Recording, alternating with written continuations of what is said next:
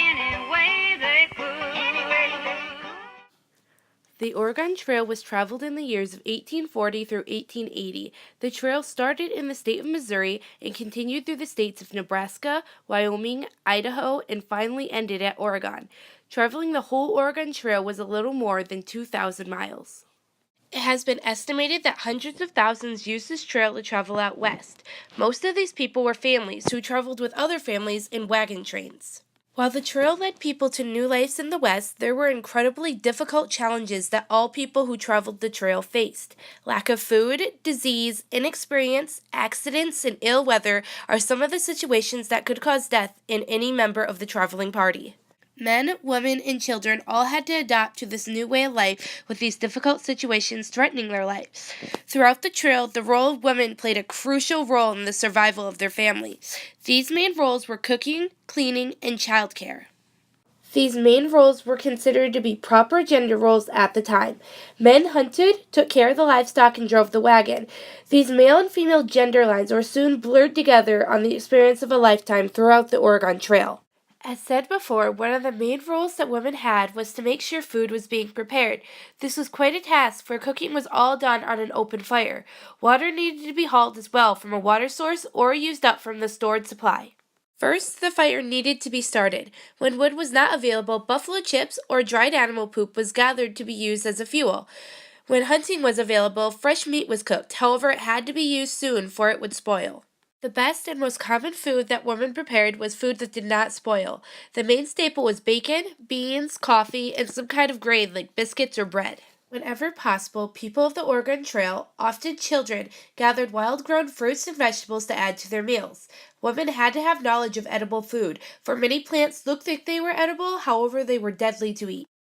Life on the trail, as can be imagined, was not the cleanest traveling option. Weather caused mud, water, and dust to cover families' bodies, possessions, and wagons. Oftentimes, animals could not pull the wagons out of thick mud. Depending on the local water source, people and things remained pretty dirty on the trail life. Clothing had to last on the trail. If something got stained, it was washed as best as possible and worn again.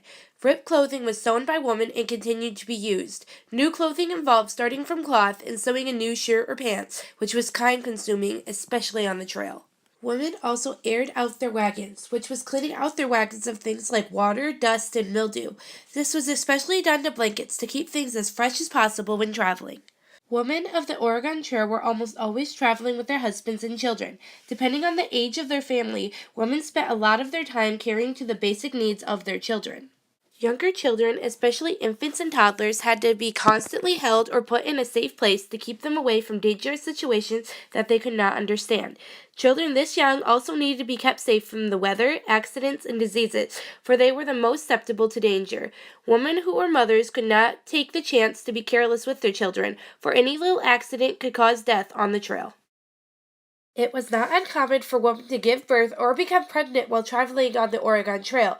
Pregnancy on the trail could be rough and scary, for often there was no medical or doctor assistance available if complications arose. These complications threatened the lives of the mother and her unborn child. Older children became a help to their mothers, especially older girls.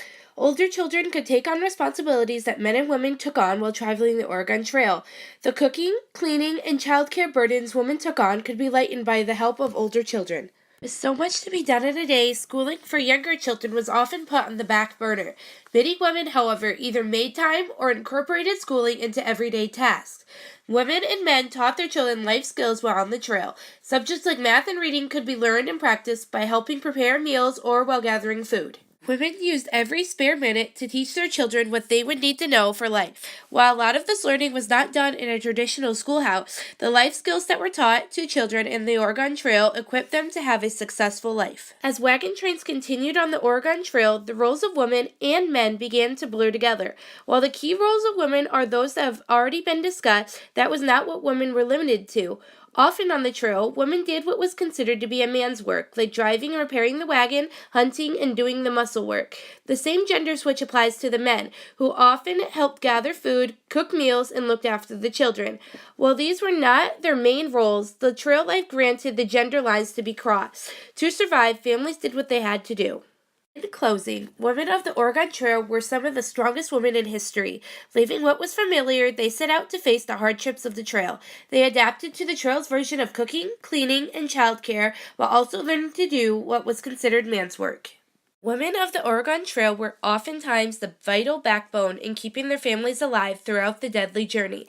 It could not have been easy. However, as an unknown pioneer put it, those who crossed the plains never forgot the ungratified thirst, the intense heat and bitter cold, the craving hunger and utter physical exhaustion of the trail.